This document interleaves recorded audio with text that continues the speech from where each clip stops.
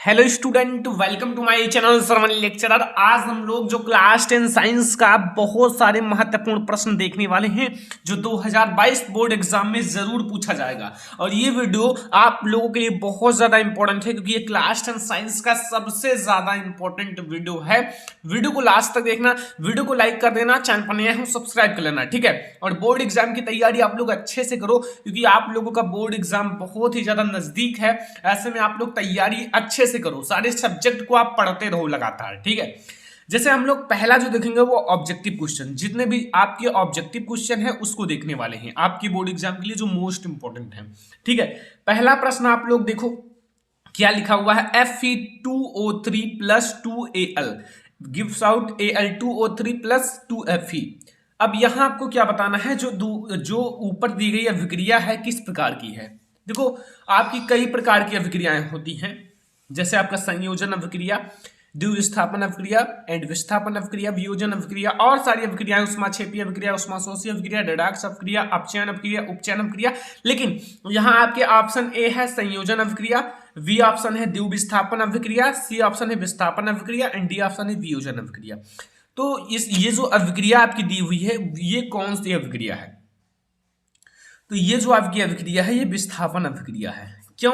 क्योंकि आप देख सकते हो ये कैसे, क्योंकि यहां देखो विस्थापित हो रहा है। यहाँ O3 जो आपका Fe है ये यहां चला आता है और Al जो है Fe का स्थान ले लेता है, तो यहाँ क्या हो रहा है, विस्थापित हो रहा है। इसलिए आपकी कौन सी अभिक्रिया होगा, विस्थापन अभिक्रिया होगा, ठीक है। अगला क्वेश्चन आप लोग देखो, अगला यहाँ क्वेश्चन नंबर 2 क्या कह रहा है, ठीक है। क्वेश्चन नंबर 2 कह रहा है कि पेय जल को जीवाणु रहित करने में प्रयोग किया जाता है। जो पीने वाला जल है उसमें अगर जीवाणु हो तो जीवाणु को हटाने के लिए, यानी कि जीवाणु रहित करने के लिए प्रयोग किया जाता है। ए ऑप्शन है सी ये वो Cl2, बी ऑप्शन है सी ये Cl2 एंड सी ऑप्शन है CuCl2 एंड डी ऑप्शन है CaCO3। तो इसमें आपका कौन सा ऑप्शन सही है? तो जो पेयजल है अगर उसको जीवाणु रहित करना है तो क्या प्रयोग किया जाता है, ब्लीचिंग पाउडर। अब ब्लीचिंग पाउडर का फार्मूला क्या होता है इतना तो पता ही होगा। तो ब्लीचिंग पाउडर का फार्मूला होता है CaOCl2, ठीक है। क्या होता है, CaOCl2। ओके, समझ में आया। अगला देखो, यहां क्या लिखा हुआ है क्वेश्चन नंबर 3 कि एसिटिक अम्ल का IUPAC नेम होता है। जो एसिटिक अम्ल होता है उसका IUPAC नाम है। एसिटिक अम्ल का नाम सुना होगा। और एसिटिक अम्ल आपकी ऑप्शन ए है एसिटिक अम्ल, बी ऑप्शन है मेथेनोइक अम्ल, सी ऑप्शन है मेथेनल एंड डी ऑप्शन है एथेनोइक अम्ल। जो एसिटिक अम्ल होता है उसमें 2 कार्बन होते हैं, तो जिसमें भी मेथ हो, मेथ मतलब 1 कार्बन, वो आपका गलत है। इसमें भी मेथ है और इसमें भी मेथ है, तो ये आपका गलत है। अब बचा क्या, एसिटिक अम्ल तो होगा नहीं, तो इसका मतलब क्या होगा कि आपका एथेनोइक अम्ल, एथेनोइक अम्ल होगा। और ये जो आपका है एसिटिक अम्ल है, तो एसिटिक अम्ल में कार्बोक्सिलिक समूह होता है, उसमें ओइक जोड़ा जाता है, तो इसलिए हो जाएगा एथेनोइक अम्ल, ठीक है। समझ में आया, ये हमारा क्वेश्चन नंबर 3 है। अब हम लोग देखेंगे क्वेश्चन नंबर 4। क्वेश्चन नंबर 4 में क्या कह रहा है कि जो पादप होता है, पादप में जाइलम उत्तरदायी है। जो आपका पादप होता है पेड़ पौधे, उसमें जाइलम जो ऊतक होता है, एक जाइलम ऊतक होता है, एक फ्लोएम ऊतक होता है। एक कौन सा होता है आपको पता होगा, वैसे नहीं पता है तो ये जान जाओ, ये दोनों इंपॉर्टेंट है, अंतर भी पूछा जाता है कभी कभी। फ्लोएम, तो जाइलम और फ्लोएम, तो जाइलम यहां पूछा गया है। जो पादप होता है, पेड़ पौधे होते हैं, उसमें जाइलम क्या करता है, जाइलम किसके लिए उत्तरदायी है। ए ऑप्शन है जल का वहन, बी ऑप्शन है भोजन का वहन, सी ऑप्शन है अमीनो अम्ल का वहन एंड डी ऑप्शन है ऑक्सीजन का वहन। तो जो पादप होता है, पादप में जो जाइलम होता है वो किसके लिए होता है, जल का वहन करता है। और जो फ्लोएम होता है वो भोजन का वहन करता है। लेकिन यहाँ आपको बताना है कि जल का वहन करता है क्योंकि यहाँ जाइलम पूछा गया है, ठीक है। यहाँ आप लोगों को आई होप कि ये 4 क्वेश्चन समझ में आ गया होगा। नोट कर लो जितनी चीजें पढ़ाई जा रही है। क्वेश्चन नंबर 5 अब हम लोग देखेंगे। क्वेश्चन नंबर 5 देखो, यहाँ लिखा हुआ है निम्न में से कौन मानव में मादा जनन तंत्र का भाग नहीं है। एक होता है मादा जनन तंत्र, एक होता है नर जनन तंत्र। लेकिन यहाँ मादा जनन तंत्र का भाग नहीं है। आपके पास 4 ऑप्शंस हैं और इसमें से जो मादा जनन तंत्र का भाग नहीं है ये आप लोगों को बताना है, ठीक है। आपके ऑप्शन ए है अंडाशय, बी है शुक्रवाहिका, सी है गर्भाशय एंड डी है डिम्बवाहिनी। तो इसमें से कौन सा जो मादा जनन तंत्र का भाग नहीं है। तो इसमें आपका जो है देखो अंडाशय जो है ये मादा जनन तंत्र का भाग है, गर्भाशय भी, डिंबवाहिनी भी है। लेकिन ये जो शुक्रवाहिका है ये किसका भाग है? नर जनन तंत्र का भाग है। किसका भाग है? नर जनन तंत्र का। तो ये सही है, ठीक है, ये आपका नहीं है। क्वेश्चन नंबर 6 कह रहा है अभिनेत्र लेंस की फोकस दूरी को परिवर्तन किया जा सकता है। अभिनेत्र लेंस की जो फोकस दूरी है उसका परिवर्तन किया जा सकता है। ऑप्शन ए आपका है पुतली द्वारा, बी ऑप्शन है दृष्टि पटल द्वारा, एंड सी ऑप्शन है पश्चमाभि द्वारा, एंड डी ऑप्शन है परितारिका द्वारा। तो जो अभिनेत्र लेंस होता है, अभिनेत्र लेंस की फोकस दूरी में अगर परिवर्तन करना है तो वो होगा आपका पश्चमाभि द्वारा। किसके द्वारा? पश्चमाभि द्वारा, याद रखना। तो ये हम लोगों ने 6 most important objective question discuss कर लिया जो आपकी बोर्ड एग्जाम के लिए सबसे ज्यादा इंपॉर्टेंट है। और इसको आप याद रखना, ये एक मॉडल पेपर के टाइप का बनाया गया है जो क्वेश्चन कराए जा रहे हैं, क्योंकि आपके बोर्ड एग्जाम में 6 ऑब्जेक्टिव आते हैं, ठीक है। तो जैसे आप लोगों के बोर्ड एग्जाम में फिजिक्स, केमिस्ट्री, बायोलॉजी का अलग अलग ऑब्जेक्टिव क्वेश्चन आता, तो मैंने ये इकट्ठा यानी कि सेलेक्ट करके 6 ऑब्जेक्टिव क्वेश्चन बता दिया। याद रखना ये सारे। फिर आप लोगों को बहुत सारे स्टूडेंट कह रहे थे sir chapter wise important question पढ़ाइए, तो चैप्टर वाइज जो इंपॉर्टेंट क्वेश्चन है स्टार्ट होने वाला है एक एक चैप्टर का। जो आपका साइंस का जैसे पहला चैप्टर है रासायनिक अभिक्रिया एवं समीकरण, सोशल साइंस, मैथ, इंग्लिश सारे का। तो फिर आप लोग कमेंट करना chapter wise important question provide किया जाए कि नहीं, ठीक है, कमेंट जरूर करना। अब हमारा आएगा अति लघुत्तरीय प्रश्न। अति लघुत्तरीय प्रश्न में ये जो आप देख रहे हो बहुत ज्यादा इंपॉर्टेंट है, आप लोग जरूर याद रखना ये क्वेश्चन, क्योंकि आपके बोर्ड एग्जाम में पूछा जा सकता है, ठीक है। बहुत बार बोर्ड एग्जाम में आया भी हुआ है, ये मैंने आपको बताया है। और अब हम लोग इसको देखेंगे कैसे याद रखना है। योगात्मक अभिक्रिया पर संक्षिप्त टिप्पणी कीजिए। जो योगात्मक अभिक्रिया होता है उस पर आपको संक्षिप्त टिप्पणी करना है। तो यहाँ आप लोग देख सकते हो कितनी बार ये अभिक्रिया पूछी गई है, ये देख सकते हो। किसी एक योगात्मक अभिक्रिया देखो 2011, 17, 18, फिर योगात्मक अभिक्रिया को उदाहरण देकर समझाइए, देख सकते हो। योगात्मक अभिक्रिया पर संक्षिप्त टिप्पणी कीजिए, ये इस टाइप से पूछेगा, ठीक है। अभिक्रिया भी पूछ सकता है, तो सारी चीजें मैं आपको समझा दूंगा। पहले समझो कि योगात्मक अभिक्रिया होता क्या है, पहले आपको ये समझना चाहिए। तो यहाँ योगात्मक अभिक्रिया मतलब होता है योगात्मक अभिक्रिया में जो पदार्थ होते हैं आपस में संयोग करके केवल एक पदार्थ बनाते हैं। जैसे 2 पदार्थ है वो आपस में संयोग किए और केवल एक पदार्थ बनाए, तथा कोई अन्य पदार्थ नहीं बनता है, तथा कोई अन्य पदार्थ नहीं बनेगा। योगात्मक मतलब होता है योग होना, योग मतलब होता है जुड़ना। तो योगात्मक का मतलब क्या होगा? योग होना यानी कि जुड़ना। तो योगात्मक अभिक्रिया में पदार्थ क्या होते हैं? आपस में संयोग करके केवल एक पदार्थ बनाते हैं और कोई पदार्थ नहीं बनाते। तो यही जो आपका होगा योगात्मक अभिक्रिया होगा। अब हम आप लोगों को बताएं कैसे। जैसे हम लोग 2 चीजों को कलेक्ट करेंगे, जोड़ेंगे। अब जैसे आप लोगों को क्या बताया जाए उदाहरण में, आपका एथिलीन का फार्मूला क्या होता है? C2H4, लेकिन हम इस टाइप से लिखेंगे CH2 डबल बॉन्ड CH2, हम इस प्रकार से लिखेंगे, ठीक है। CH2 फिर double bond CH2 and plus आपको H2 लगाना है यानी कि हाइड्रोजन। तो यहाँ आपको गिव्स आउट आपको मिलेगा क्या? यहाँ आपका हो जाएगा CH3 एंड CH3, बस इस तरह से। लेकिन 2-3 बातें याद रखना है। यहाँ आपका Na उत्प्रेरक होगा एंड आपका 200 डिग्री सेल्सियस से आपको 300 डिग्री सेल्सियस पर गर्म करना है, बस इतना उत्प्रेरक याद रखना। और यहाँ ये जो आपका है मेथ एथ यानी कि एथेन है, क्या है? एथेन। ये आपका दोनों जो आपका डबल बॉन्ड से लिखा हुआ है ये एथिलीन है, एथिलीन। और ये आपका क्या है? हाइड्रोजन। बस इतना तो आपको पता चल गया। तो ये हमारा योगात्मक अभिक्रिया। समीकरण भी आप देख सकते हो, समीकरण आपको मैंने दिखा दिया। देखो समीकरण भी कभी कभी पूछ लेता है, केवल समीकरण, तो आप ऐसे बता दीजिएगा। तो ये हमारा पहला अति लघुत्तरीय प्रश्न है जो बोर्ड एग्जाम के लिए बहुत ही ज्यादा इंपॉर्टेंट है। अब हम लोग देखेंगे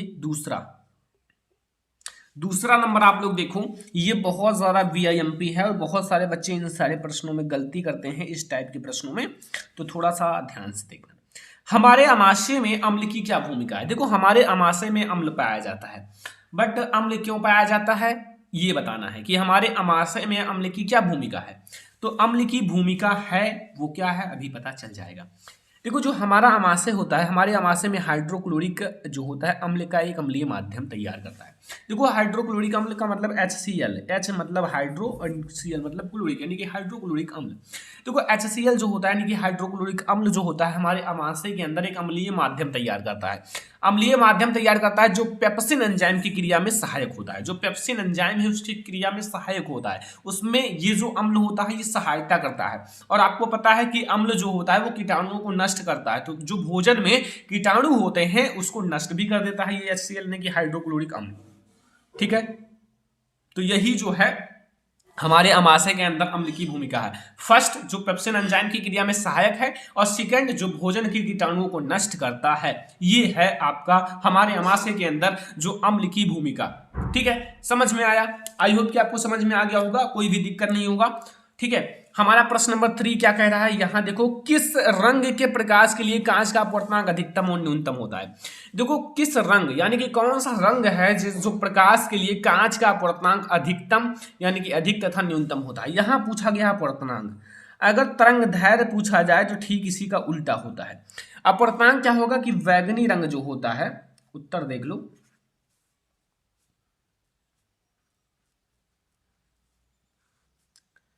बैगनी रंग के प्रकाश के लिए क्या होगा, अधिकतम होगा। क्या होगा, अधिकतम। तथा जो लाल रंग का प्रकाश है, लाल रंग के प्रकाश के लिए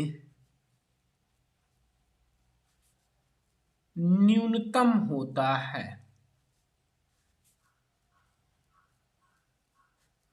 क्या होता है, न्यूनतम होता है। तो जो बैगनी रंग के प्रकाश के लिए क्या होता है, इसका अपवर्तनांक जो होता है वो अधिकतम होता है, तथा लाल रंग के लिए न्यूनतम होता है। इतना याद रखना।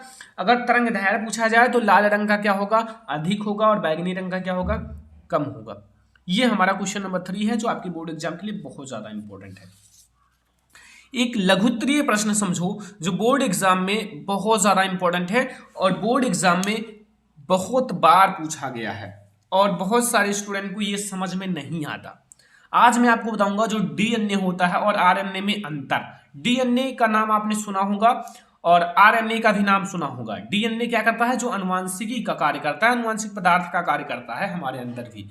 और आरएनए क्या करता है, जहां डीएनए नहीं होता वहां आरएनए अनुवांशिक पदार्थ का कार्य करता है। कुछ ऐसे विषाणु है जहां आरएनए ही अनुवांशिक पदार्थ का कार्य करता है। अब यहाँ डीएनए और आरएनए में क्या अंतर है ये आपको बताना है, difference between DNA and RNA. ठीक है, देखो ध्यान से समझना है। आप अपनी कॉपी में एक तरफ लिखो डीएनए, कॉलम बना लो जैसा मैंने बनाया है, ठीक है, और एक तरफ लिखो आरएनए। दोनों के बारे में हम लोग समझेंगे, दोनों का अंतर समझेंगे। तो पहले हम लोग डीएनए का पहला अंतर समझते हैं। डीएनए में पहला अंतर है कि यह जो है मुख्य रूप से गुणसूत्रों में पाया जाता है। जो डीएनए होता है ये मुख्य रूप से कहां पाए जाते हैं, गुणसूत्र में पाया जाता है, और अल्प मात्रा में, केवल थोड़ा यानी कि थोड़ा सा अल्प मात्रा में हरित लवक व माइटोकॉन्ड्रिया में पाया जाता है, माइटोकॉन्ड्रिया में पाया जाता है। तो सबसे ज्यादा आपका जो गुणसूत्र में पाया जाता है, ये समझो कि मुख्य रूप से गुणसूत्र में पाया जाता है, थोड़ा अल्प मात्रा में हरित लवक या फिर आपका जो माइटोकॉन्ड्रिया में पाया जाता है। लेकिन आरएनए में क्या होता है, यह मुख्य रूप से कोशिका द्रव्य में पाया जाता है और अल्प मात्रा में केंद्रक में भी पाया जाता है। तो अगर मुख्य रूप से पूछा जाए डीएनए कहाँ पाया जाता है तो गुणसूत्र में पाया जाता है, और मुख्य रूप से आरएनए कहाँ पाया जाता है तो आपको बताना है कोशिका द्रव्य में पाया जाता है। ठीक है, अब अल्प मात्रा की बात आई तो अल्प मात्रा में आप कह सकते हो, पूरा साथ में कहो कि यह जो डीएनए जो होता है मुख्य रूप से गुणसूत्र में पाया जाता है, लेकिन अल्प मात्रा में हरित लवक व माइटोकॉन्ड्रिया में पाया जाता है। और जो आरएनए होता है, आरएनए जो है मुख्य रूप से कोशिका द्रव्य में पाया जाता है तथा अल्प मात्रा में केंद्रक में पाया जाता है। ठीक है, ये हमारा पहला अंतर हो गया। अब डीएनए में आपको पता है कि डीएनए में डीऑक्सीराइबोज शर्करा पाया जाता है। क्या होता है, डीऑक्सीराइबोज शर्करा पाया जाता है। देखो डीएनए का फुल फॉर्म होता है डीऑक्सीराइबोज न्यूक्लिक एसिड, और आरएनए का फुल फॉर्म होता है राइबोज न्यूक्लिक एसिड। तो इसमें डीऑक्सी है तो इसलिए डीऑक्सीराइबोज शर्करा पाया जाएगा। डीएनए में क्या पाया जाएगा, डीऑक्सीराइबोज शर्करा पाया जाएगा, लेकिन आरएनए में केवल राइबोज शर्करा पाया जाता है। ठीक है, तो इतना आपको समझ में आया कि डीएनए में डीऑक्सीराइबोज शर्करा पाई जाती है, लेकिन आरएनए में केवल राइबोज शर्करा पाई जाती है। ओके। अब हम लोग तीसरा नंबर अंतर देखने वाले हैं। तीसरा नंबर आप समझो कि इसका एक अणु द्विश्रृंखला युक्त होता है और जिसमें अनेक न्यूक्लियोटाइड्स अणु लगे रहते हैं। आई होप कि आप डीएनए तो देखे ही होंगे। डीएनए कुछ इस टाइप का होता है, देखो ये, ठीक है। बट इसमें दो, मतलब दो होते हैं, देखो इस टाइप से ये। अब देखो इसके अंदर जो है ऐसे ऐसे,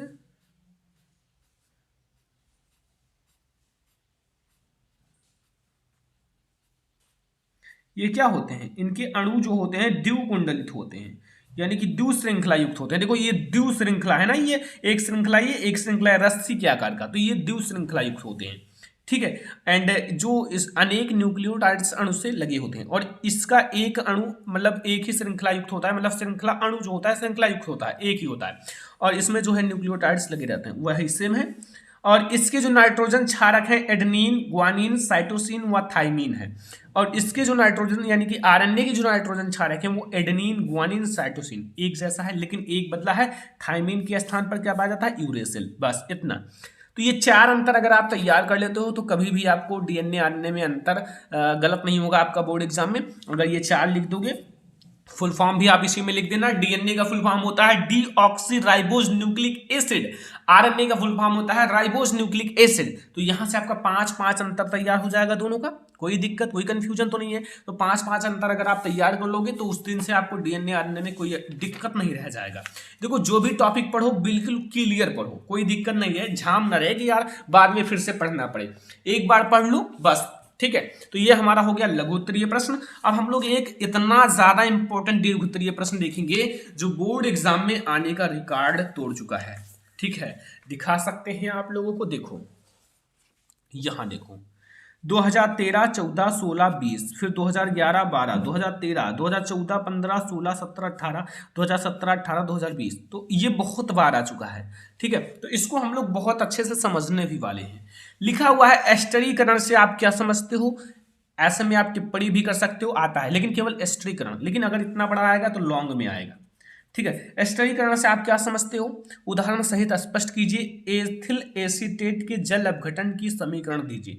जो एथिल एसीटेट है उसके जल अपघटन का समीकरण देना है और एसिटिक अम्ल के प्रमुख उपयोग भी लिखने हैं। जो उपयोग है, एक दो उपयोग लिख देना बहुत है, ठीक है। चलो मैं आपको बताता हूं। सबसे पहले आपको समझना है जो आपका, जिस प्रकार अम्ल और क्षार की पारस्परिक अभिक्रिया से लवण तथा जल बनता है। आपको पता है कि जब अम्ल जो होता है एसिड और आपका बेस यानी कि क्षार आपस में क्रिया करते हैं, अभिक्रिया करते हैं, तो क्या बनता है, लवण तथा जल बनता है। क्या बनता है, लवण तथा जल बनता है, ठीक है। ठीक उसी प्रकार अम्ल तथा एल्कोहल, यहां क्या कहा गया, जो अम्ल है, कोई भी अम्ल हो, एसिटिक अम्ल हो या फिर आपका HCl हो, कोई भी, लेकिन यहाँ एसिटिक अम्ल ज्यादा बेटर रहता है। तो यहाँ जो अम्ल है तथा एल्कोहल आपस में अभिक्रिया करके एस्टर तथा जल बनाते हैं। एस्टर का फार्मूला क्या होता है आपको पता होगा, कोई दिक्कत नहीं, ठीक है। जल बनाते हैं और इस अभिक्रिया को एस्टरीकरण कहते हैं। नहीं पता तो अभी रिएक्शन समझाऊंगा, रिएक्शन में एस्टरीकरण कहते हैं। और ये जो होता है कार्बोक्सिलिक अम्लों की एस्टरीकरण क्रिया प्रायः शांत सल्फ्यूरिक अम्ल की उपस्थिति में कराई जाती है। शांत सल्फ्यूरिक अम्ल इसमें क्या होगा, उत्प्रेरक होगा। क्या होगा, उत्प्रेरक। तो अब मैं आपको बताता हूं इसका उदाहरण के साथ, यानी कि ये आपको तो समझ में आ गया। अब रिएक्शन समझो, रिएक्शन में क्या करना है, रिएक्शन में आपको एसिटिक अम्ल लेना है। एसिटिक अम्ल का फार्मूला क्या होता है आपको पता होगा, CH3 COOH। ये क्या होता है, यहां मैं उदाहरण ऊपर डाल देता हूं कि ज्यादा बढ़िया लगे उदाहरण, ठीक है। तो एसिटिक अम्ल यानी कि CH3 एंड COOH, ठीक है। इसमें आपको अभिक्रिया यानी कि ये अम्ल हो गया। अब एल्कोहल लोगे यानी कि एथिल एल्कोहल ले लो, C2H5OH, ठीक है, C2H5OH। अब यहां आपको एक बात बताया गया है, यहां आपका क्या होगा, सांद्र H2SO4 क्या होगा, सांद्र H2SO4 आपका होगा उत्प्रेरक। तो यहां हमें बनेगा आपका एस्टर तथा जल बनता है, तो CH3 COO, यहाँ से CH3 COO ले लिया गया। अब यहाँ से C2H5 ले लिया गया। तो यहाँ से ये तो एस्टर हो गया, CH3 COO, ये हो गया आपका एथिल। तो आपका ये हो जाएगा एथिल एसीटेट, ठीक है, एथिल एसीटेट। और ये आपका हो जाएगा H2O पानी। तो मैंने कहा था ये आपका अम्ल है और ये आपका एल्कोहल है, आपस में अभिक्रिया करके ये एस्टर बनाएंगी तथा जल बनाएंगी। तो एस्टर तथा जल बन गया कि नहीं? बन गया। तो ये हमारा उदाहरण हो गया। अब आपको जो आपका एथिल एसीटेट जो आपका ये बना है, एथिल एसीटेट नाम है या एस्टर कह सकते हो, कि आपको जल अपघटन का समीकरण लिखिए। आपको ऊपर कहा गया जल अपघटन का समीकरण, तो यहां आप लोगों को एथिल एसीटेट जो हमारा बना है, एथिल एसीटेट के जल अपघटन का समीकरण जल अपघटन मतलब इसमें जल मिला दो। तो यहाँ CH3 है, COO है, C2 है, H5 है, इसमें आप H2O मिला दो और यहाँ H+ आयन दिखा दो। तो यहाँ आपका बनेगा, फिर वही बन जाएगा ये चीज़ जो इधर बना है, ये CH3COOH प्लस C2H5OH। एक बात ध्यान से समझो, इस समीकरण को जो है ना उल्टा कर दिया गया है, उल्टा। इस चीज को इधर लिख दिया गया, इस चीज को इधर, बस, ठीक है। अब एक बात और पूछा गया, इसका उपयोग पूछा गया है। क्या पूछा गया है? उपयोग। तो उपयोग में मैं आपको बता दूं, 1-2 उपयोग आप लिख देना। नंबर फर्स्ट उपयोग आप समझ लो, आपका प्रयोगशाला में अभिकर्मक के रूप में, प्रयोगशाला में इसका प्रयोग किया जाता है। तो प्रयोगशाला में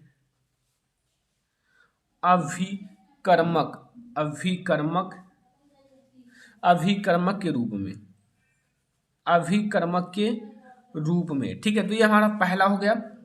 दूसरा जो आपका है कृत्रिम सिरका बनाने में, इसका प्रयोग किस में किया जाता है? कृत्रिम सिरका बनाने में। तो ये हमारा लॉन्ग क्वेश्चन है और इतना आपको समझना है। पहले आपको जो आपका एस्टर तथा जल बनाना है, फिर आपको इसका जल अपघटन करना है, फिर आपको 2 उपयोग लिख देना है। तो ये है आज का हमारा मोस्ट इंपोर्टेंट वीडियो, जिसमें मैंने आप लोगों को अति लघुत्तरीय, बहुविकल्पीय, दीर्घोत्तरीय सारे क्वेश्चंस करा दिए, लघुत्तरीय। और आई होप कि आपको वीडियो पसंद भी आया होगा। वीडियो पसंद आया हो ज्यादा से ज्यादा लाइक कर देना, शेयर कर देना अपने फ्रेंड्स के साथ, चैनल पर यहाँ सब्सक्राइब कर लेना। और हम लोग मिलेंगे किसी और नेक्स्ट इंपॉर्टेंट वीडियो में। तब तक के लिए धन्यवाद।